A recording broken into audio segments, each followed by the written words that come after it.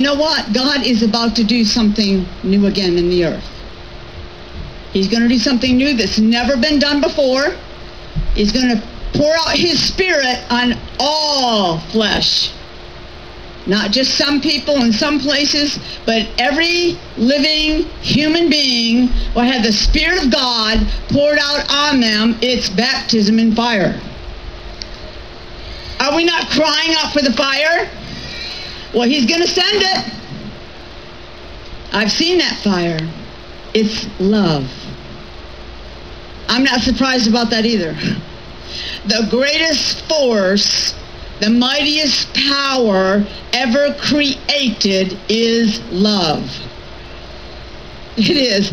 It's the one thing the devil hates the most besides us who are made in the image of God.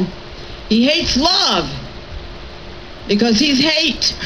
He hates life because he's death. He hates it. He hates love because he lives in lust. He promotes lust. Passion has power. It does. And that's what's coming. The passion of Christ. The passion that took Christ to the cross. The fire that burns in our God. He is a consuming fire. He burns with fire for you and I. So much so that it sends that rainbow shooting out of his entire being. Sending forth the glory into the throne room of God. And he wants me to tell you something tonight. I got so tickled standing here because I saw what they were doing up there. You got so many angels. You know, y'all were dancing inside angels. Of our Father's heart. It's going to supercharge the anointing that lives on the inside of every one of his kids.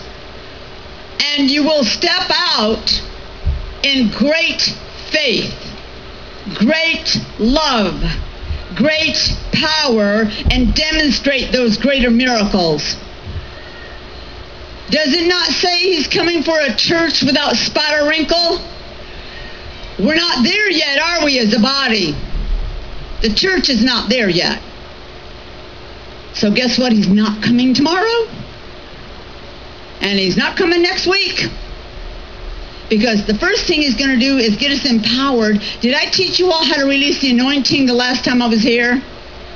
I hope you've been releasing it. You need to be releasing the anointing that lives on the inside of you, because when that glory hits you, when he pours it out on you, it is totally going to supercharge that anointing that lives in you. See, that's the one thing that hell fears the most.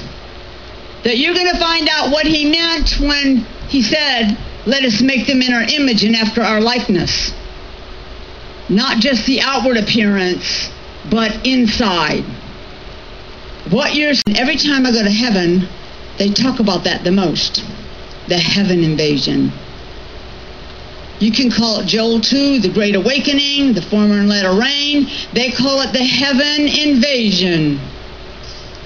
They are going to invade like an army in this earth. God is going to inhabit his people. It's not a visitation, not even a revival. It is a habitation of him on the inside of you. To the point where some regions, sin won't be able to exist. He recently has been showing me cities of darkness and cities of light on this earth.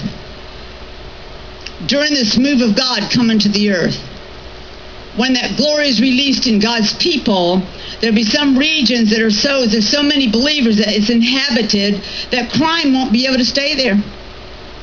He literally showed me evil fleeing like dust. Because you've prepared yourself. Because you are hungry. Because he appointed you and chose you from the foundations of this world. You know what the word says? You were chosen in him. We lived in him. Literally lived in God.